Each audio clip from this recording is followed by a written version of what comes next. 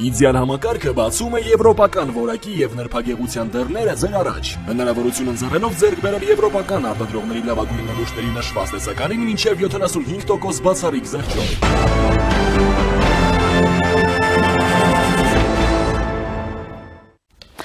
Հայաստանի վարչապետ Նիկոլ Փաշինյանը, ազգային ժողովի նախագահ Ալեն Սիմոնյանը, հանրապետության նախագահ Վահագն Խաչատուրյանը եւ բարձրաստիճան այլ պաշտոնյաներ այցելել են Եռաբլուր հարգանքի տուրք մատուցել հայրենիքի պաշտպանության համար զոհվածների հիշատակին։ Վարչապետը ծաղիկներ է խոնարհել սպարապետ Վազգեն Սարգսյանի, Անդրանիկ Օզանյանի շիրիմներին եւ ծաղկեպսակ զոհված ազատամարտիկների հիշատակը հավերժացնող հուշահամալիրին։ Ընդդիմադիր երկու խմբակցությունները պատիվ ունեմ եւ Հայաստանը այսօր Եռաբլուր չեն այցելելու։ Խմբակցության ներկայացուցիչները փոխանցել են զինվորական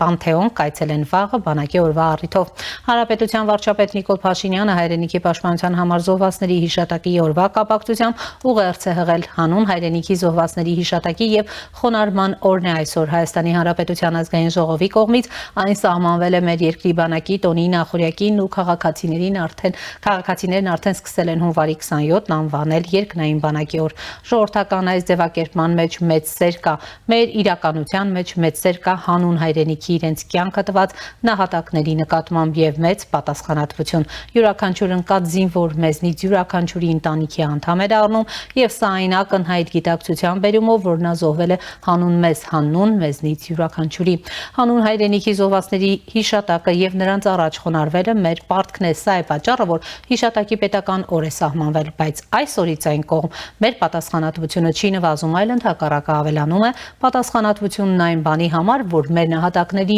զոհողություններն իզուր չլինեն։ Մեծ պատահածաղտներից հետո ամեն օր, ամեն Աստծո օր կառավարությունն ու խորհրդարանական մեծամասնությունը ջանք են դրել գտնելու մի շատ կարևոր հարցի պատասխան։ Իսկ ինչ պետք է անել, ինչպես անել, որ մեր նահատակների զոհողություններն ապրեցնող լինեն եւ ոչ թե կոտրող։ Այս հարցին տրվել է հստակ եւ աներկբա պատասխան։ Մեր նահատակներն ընկել են, որ Հայաստանի Հանրապետությունը բարձրանա եւ հետեւաբար պետությունը զարգացած ուժեղ անվտանգ բարեկեցիկ ու երջանիկ Հայաստանի Հանրապետությունն է մեր նահատակների հիշատակն ամենածանրակշիռ կերպով հավերժացնող եւ նրանց հետեւողներին ապրեցնող ամենատեսանելի հուշարձանը։ Եվ մենք այսօր կենտրոնացած ենք հենց այս խնդրի վրա։ Հայաստանի Հանրապետության հարատևությունը, մեր պետականության ու նրա ինստիտուտների ուժեղացումը, պետությունը քաղաքացիների անվտանգության ու բարեկեցության աշխատող գործիք դարձնելը, մեր երկրի անկախությունը, ինքնիշխանությունը, տարածքային ամբողջականությունն ու սահմանների անձեռնմխելիությունն ամրացնելը երկրային բանակի շարունակական զարգացումն է, այն անելիքը, որ մեծ հնարավորություն կտա նայել դեպի երկինք, մեր երկնային բանակին եւ ժպիտ ստանալի պատասխան։ Սիրելի իմ եղբայրներ եւ քույրեր, դուք իզուր չեք ընկել։ Ձեր զոհողությունը նոր գիտակցություն է ստեղծել։ Ձեր զոհողությունը բացել է մեր աչքերը, պարզեցրել մեր միտքը, ամրացրել մեր կամքը, ուժեղացնելու մեր պետությունը, կերտելու պետականակենտրոն մի ճանապարհ, որը բարեկեցության, անվտանգության, երջանկության, խաղաղության ճանապարհ է Հայաստանի Հանրապետության ու նրա քաղաքացիների համար։ Արդյունքների միջով մենք ժպտում ենք ձեզ եւ խոնարհվում ձեր հարազատների առաջ, ասել է վարչապետն ու եզրափակել ծնկի ենք գալիս ձեր առաջ եւ կեցե Հայաստանի Հանրապետությունը։ Հիշեցնենք, օրեր առաջ ազգային ժողովը օրենք ընդունեց, որով հունվարի 27-ը սահմանվեց հայրենիքի պաշտպանության համար զոհվածների հիշատակի օր։ Այսօր ոչ աշխատանքային օր է։ Նման նախաձեռնությամբ հանդես են եկել քաղաքացիական պայմանագրի падգամավոր Ռուբեն Ռուբինյանն ու Հայաստան խմբակցությունից հեռացած падգամավոր Գեգամ Նազարյանը։ Նրանք նշել են, որ այդ օրը կհարգեն տարբեր տարիների ռազմական գործողությունների ժամանակ հայրենիքի պաշտպանության համար իրենց կյանքը զոհածների հիշատակը։ Ընտրել ենք հունվարի 27-ը որպես բանակի օրվան նախորդող օր, որովհետև ավանդաբար հունվարի 28-ին պաշտոնյաներն այցելում են Եռաբլուր, ասել է Ռուբինյանը։ Հունվարի 27-ը հայրենիքի պաշտպանության համար զոհվածների հիշատակի օր սահմանելու մասին օրենքի նախագիծն ընդունվեց խորհրդարանում 69 կողմ եւ 15 դեմ ձայների հարաբերակցությամբ։ Ընդդիմությունը դեմ էր այս նախագծին։ Իդեպ այսօրն էլ հնարավորություն չտվեց առանց փոխադարձ մեղադրանքների, անտագոնիզմի լուռ ու փոխադարձ համերաշխությամբ անցկացնել 44-օրյա պատերազմում զոհված Արման Արզատյանի հայրը Վիգեն Ազատյանը հերթական ապուշությունն է համարում, որ հունվարի 27-ը որոշել են նշել որպես զոհվածների հիշատակի օր, որը ոչ մի բանի հետ կապված չէ։ Եռաբլուրում լրագրողների հետ զրույցում նա ասել է, թե առավոտ շուտ եկել է Եռաբլուր, որ մեր տղաների շիրիմները չփխծի։ Նիկոլ Փաշինյանը խայտառակ վիճակ է երևի Հայաստանում ոստիկան չի մնացել, բոլորն էլ էստեղ են, բայց ունենք այն, ինչ ունենք, եզրափակել է 44 օրյա պատերազմի զոհի հայրը։ Եվ այս պահին առաջինի տաղավարում զրուցելու եմ ռազմական եւ ազգային անվտանգության հարցերով փորձագետ քաղաքագիտության դոկտոր Հրաչ Արզումանյանի հետ։ Պարոն Արզումանյան, բարև ձեզ։ Շնորհակալ եմ հրավերն ընդունելու համար։ Եվ այսպես, պարոն Արզումանյան, հունվարի 27-ը հայրենիքի պաշտպանության համար զոհվածների հիշատակի օրն է, այսօր իշխանական վերնախավը եռաբլուրում էր եւ ուրեմն մենք տեսնում ենք, որ նույնիսկ այսօրը ուրեմն չանցավ համերաշխության մթնոլորտում, անգամ այսօրը հնարավորություն չտվեց առկա այդ անտագոնիզմը հաղթահարելու որոշակի առումով եւ փաստորեն այնտեղ էին ուրեմն 44-օրյայի զոհերի հարազատներ, որոնք եկել էին, որպեսզի խոչընդոտեին վարչապետի այցը եռաբլուր եւ այլն, ընդհանուր առմամբ ինչպես եք գնահատում ուրեմն այս հիշատակի օր սահմանելու հանգամանքը զոհվածների եւ նաեւ այն, որ նույնիսկ այս իրավիճակում ուրեմն եւ այս ուրեմն օրվա հետ կապված հնարավոր չեղավ այդ արկա ուրեմն անջրպետը անտագոնիզմը հաղթարելու համեցեք։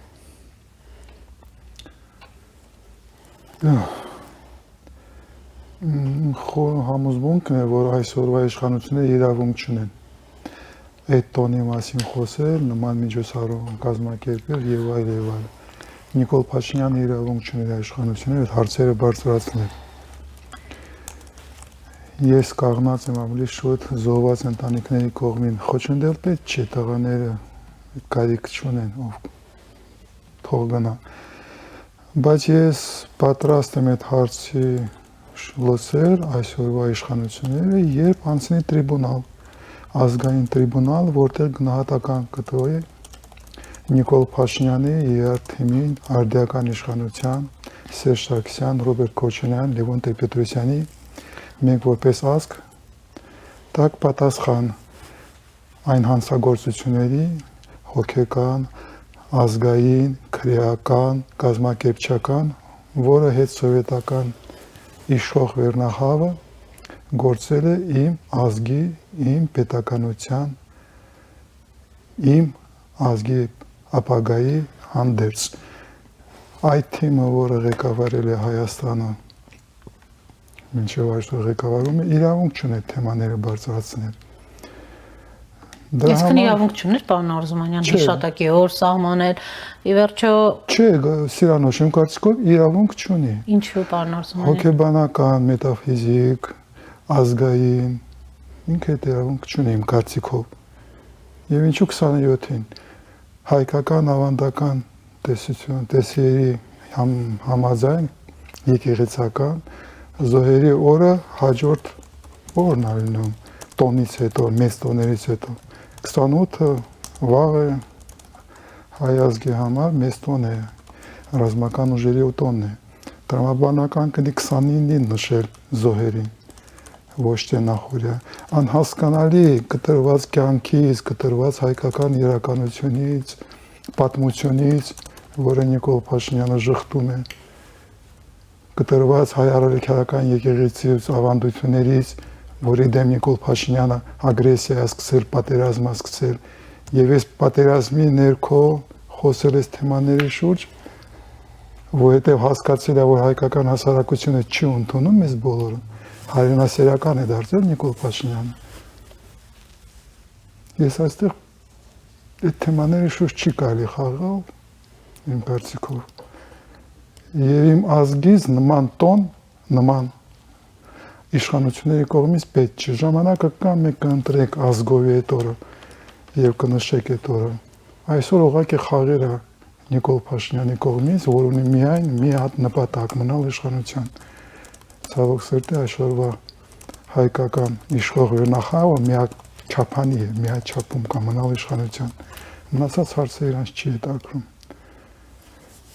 Պարոն Արզումանյան, ինչ ասել է ուրեմն որևէ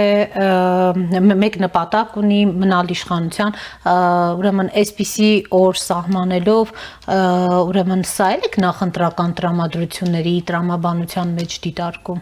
2025 թվականից վերջից առնվազն Նիկոլ Փաշինյանի բոլոր քայլերը միայն նախընտրական տրամաբանության մեջ են իմ կարծիքով։ Փորձել գտնել ինչ-որ խորքային լուծումներ, խորքային նպատակներ պետք չի։ Նիկոլ Փաշինյանը եղել է եւ մնում է պոպուլիստական առաջնորդ։ Պոպուլիստ է Տրամպի նման մնացածների հիմա պոպուլիստները բավականին պոպուլյար են աշխարհում։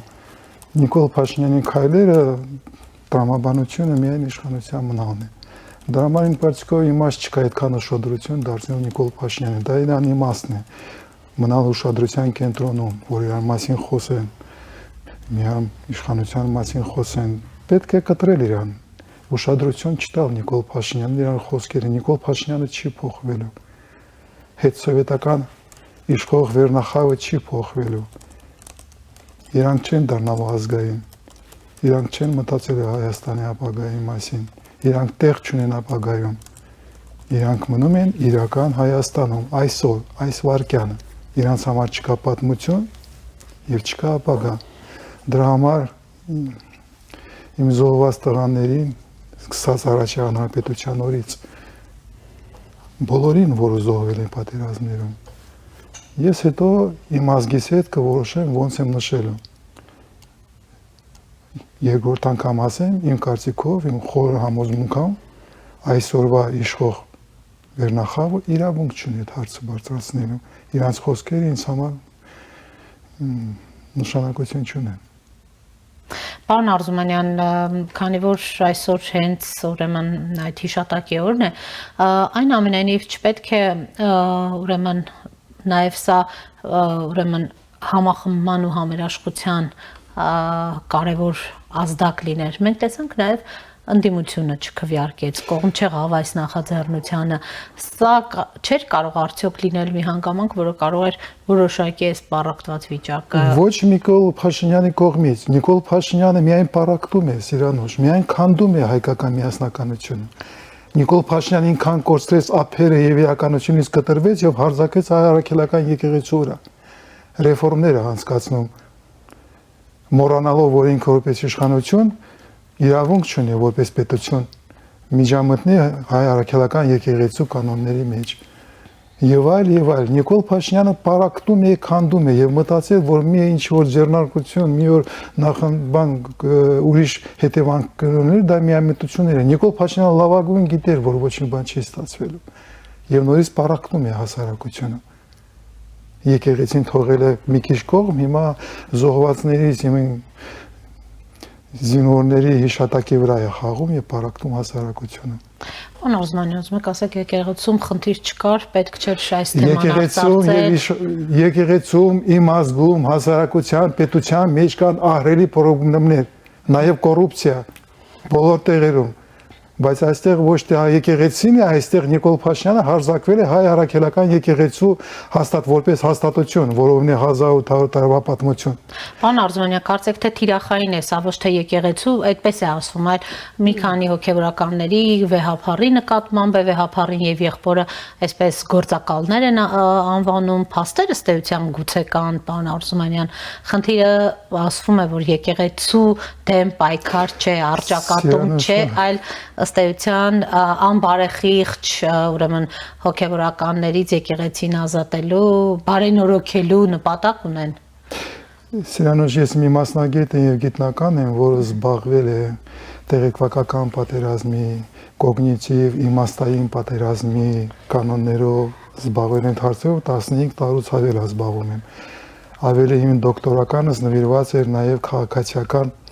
աստվածաբանության, որպես հասկացողություն ներգրավել հայկական գիտնակցության մեջ։ Ես կարող եմ ասել, գիտելիքներ ունեմ եւ փորձ ունեմ աստվածաբանության, քաղաքական աստվածաբանության եւ տեղեկվակական, հոգեբանական, կոգնիտիվ պատերազմի մեջ եւ ես կարող եմ վստահ ասել, որ Նիկոլ Փաշինյանը հարձակվել է հայ-առաքելական եկեղեցու վրա, ոչ թե կաթոլիկոսի միայն։ Դա մտածված, կարելի ասել ամանդական կլասիկ մեթոդներ է, որով աշխատում է կոգնիտիվ պատերազմը եւ հոգեբանական պատերազմը։ Դուք կարող եք բացել, ասեք, ՆԱՏՕ-ի հայեցակարգային փաստաթղթերը եւ քայլ կարդեք ոնց է դա անում։ Նիկոլ Փաշինյանը շարժվում է ռակետներում այդպես մեթոդիկայով, չգիտեմ ով իրան համար ծրագրավորում, բայց փայլուն լավ կազմակերպված, կանոնական ձևով կազմակերպված հարձակում է։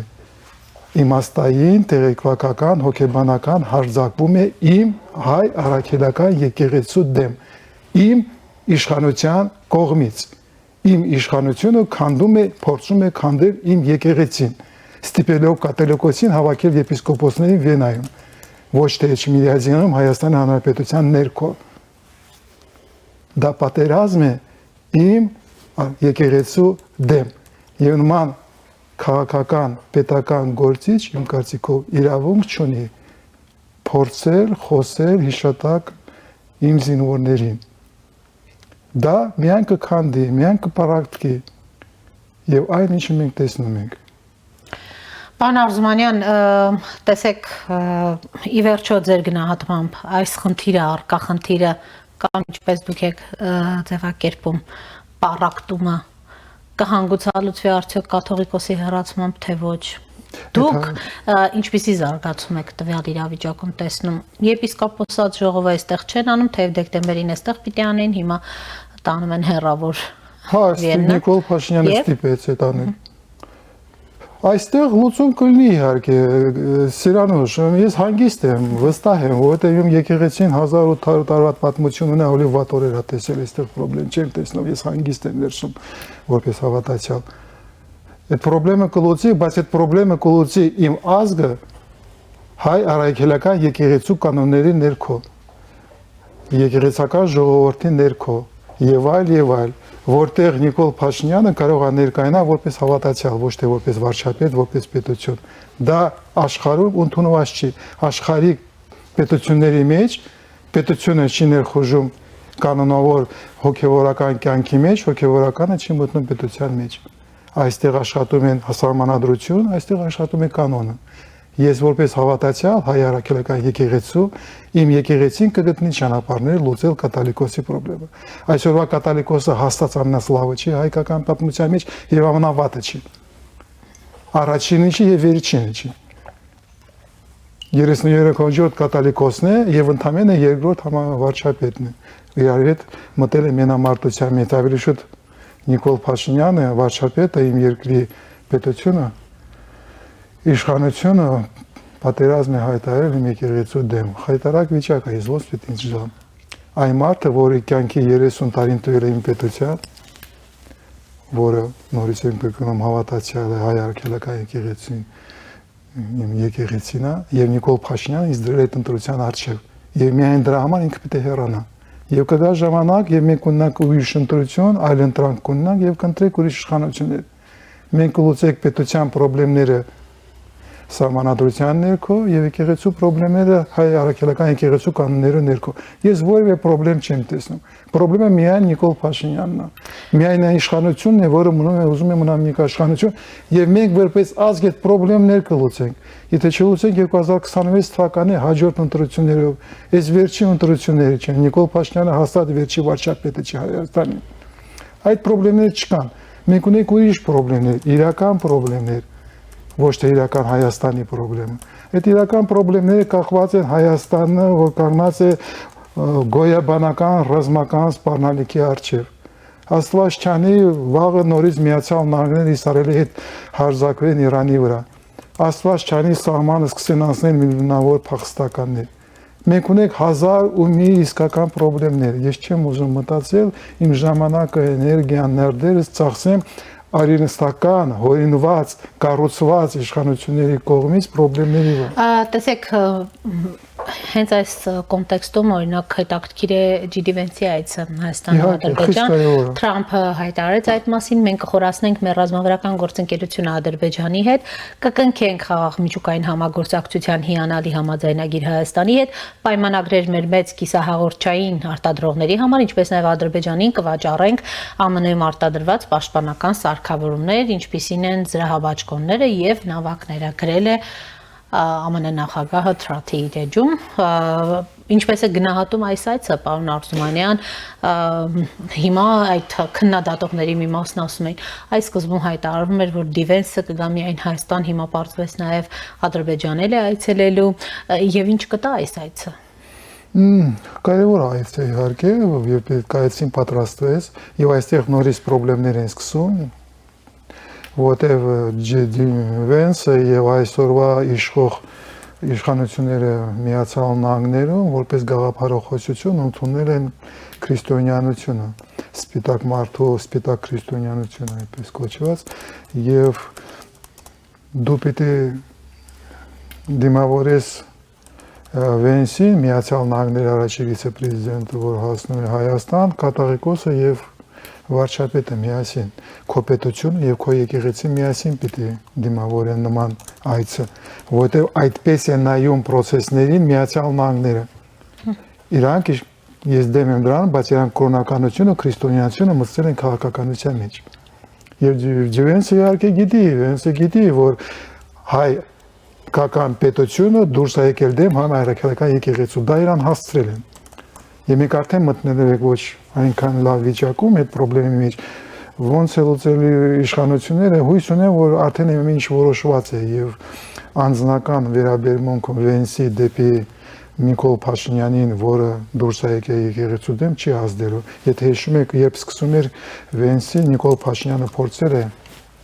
հանդիպում ունենալ Վենսի հետ եւ Վենսը հրաժարվել է։ Բայց հիմա ինքը գալիս է որպես պաշտոնյա այց, հույս ունեմ նորմալ կանցնի։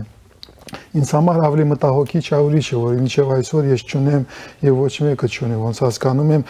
ընդհանուր պատկերացում այդ պրոյեկտը ոնց է իրականացնելու որպես ամբողջականություն, որտեղ խոսում ենք TRIP պրոյեկտը, որտեղ այդ TRIP պրոյեկտում կա տնտեսական, կոմունիկացիոն, տարածաշրջանային, աշխարհաքաղաքական շերտեր, կա անվտանգության շերտեր եւ ամեն ինչը պիտի համաձայնեցված լինի իրար հետ։ Ոնց է համաձայնեցնելու։ Ինչ-որ միտեղ Հայաստանը զիջում է,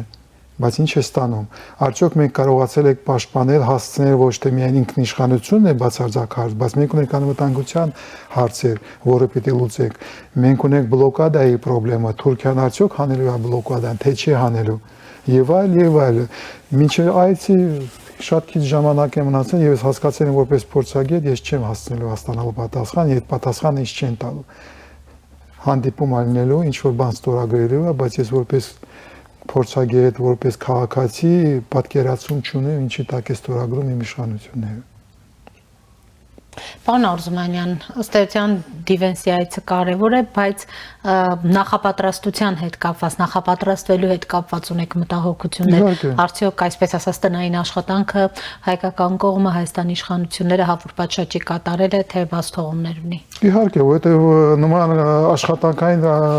աշխատանքը չի կարող միայն իշխանությունը անել։ Դրա մեջ պիտի ընկալված լինի, ներգրաված լինի ոչ հայ ազգի ներուժը, հասարակության մեջ աշխատող փորձագետները, Սփյուռքից բերված փորձագետները, մենք պիտի ունենանք պատկերացում, ոնց է պատկերացում այդ պրոյեկտը։ Նման աշխատանքներ ես չեմ տեսնում։ Կա իշխանություն, կա Նիկոլ Փաշինյանի ստորագրությունը, բայց ինչ կա այդ ստորագրության տակ ինչ աշխատանք է անում, ես չլինելով իշխանության մաս, չլինելով պետության մաս, որևէ հնարավորություն չունեմ ունենալ տվյալներ, հասկանալ ինչա տեղի ունենալ։ Այդպես աշխատել այսքան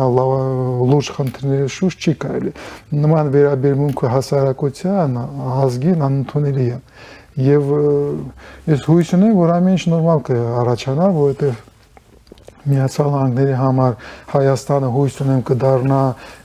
կարևոր երկիր, որտեղ Միացյալ Նահանգների ներկայությունը տնտեսական ոլորտում, հետո աստվածա ուրիշ ոլորտներում կամրանա կեվլայնանա։ Հույս ունեմ, որ Միացյալ Նահանգները իրաց մեծ ռազմավարությունը Հարավային Կովկասի նկատմամբ, Կենտրոնական Ասիայի նկատմամբ, Եվրասիայի նկատմամբ չեն փոխվել։ Բայց մոտիկա տարիները 3 տարի հույս ունեմ 3 տարի Հայաստանի անվտանգությունը մեծ կախվածության մեջ է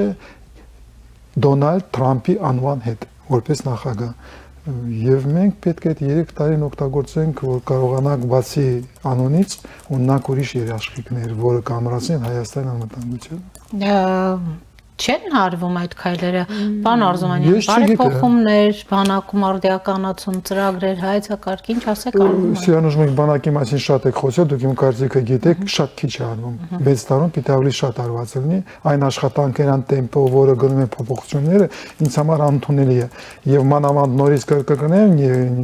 էֆիրում խոսել եմ, ինձ համար անընդունելի է եւ վարչապետը ասում է, որ ռազմական ուժերը իր համար երրորդական, երկրորդական տեղ են զբաղեցնում։ Այն աշխարհում, որում մենք ապրում ենք, ռազմական ուժերը,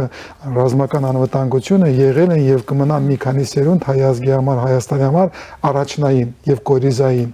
Ինձ համար անընդունելի է եւ իշխանությունները Հայաստանի ուրիշ կարծիք ունեն դրա մասին։ Ես ուզում եմ մենք բոլորը կենտրոնանանք ռազմական անվտանգության վրա, ունենանք այնպիսի տնտեսություն, որ կարողանային բանակը պահի, ունենանք այնպիսի հասարակություն, որը պատրաստ է կանգնել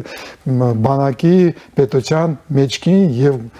մտնի պատերազմի մեջ, ոչ թե պարակտված, քանդված, կռվածրած իրար մեջ հասարակություն, որը կառուցում է Նիկոլ Փաշինյանը, իշխանությունը պահելու համար։ Ընդդիմությունն չի նպաստում դրան, պարոն Արզումանյան, նկատի ունեմ,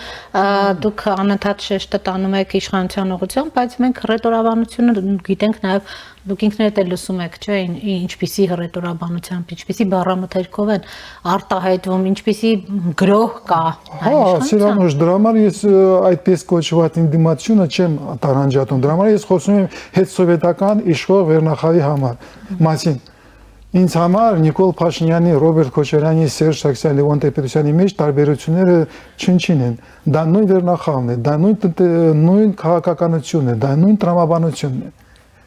Նիկոլ Փաշինյանի Սերժ Սարգսյանի միջև որևէ տարբերություն չկա։ 2012 թվականին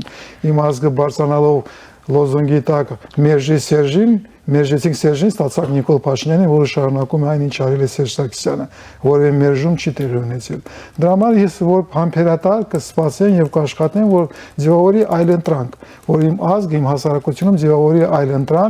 այլընտրանք Հայաստանի այսօրվա օրվա մասին, անցած ճանապարհի մասին եւ ապագայի մասին, ոնց եք տեսնում, այդ ընտրանքը կձևավորվի,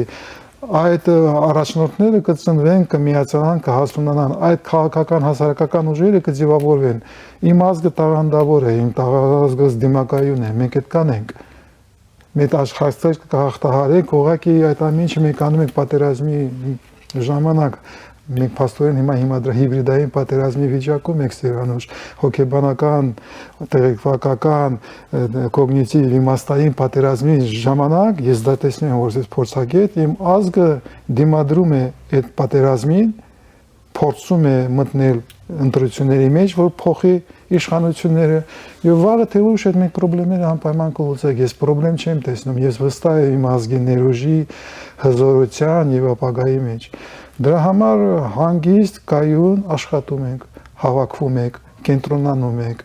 ես-ից ստանում ենք մեզ եւ ով հայ ժողովուրդ քո միայն փրկությունը քո միասնական ուժի մեջ է։ Այդ միասնականությունը կազմակերպել իմ համար դա հիմնական խնդիրներն է, որ մենք պետք է լուծենք։ Շնորհակալ եմ։ Շնորհակալ եմ։ Առաջինի տաղավարում զրուցում է ռազմական ու ազգային անվտանգության հարցերով փորձագետ քաղաքագիտության դոկտոր Հրաչյա Արզումանյանի հետ։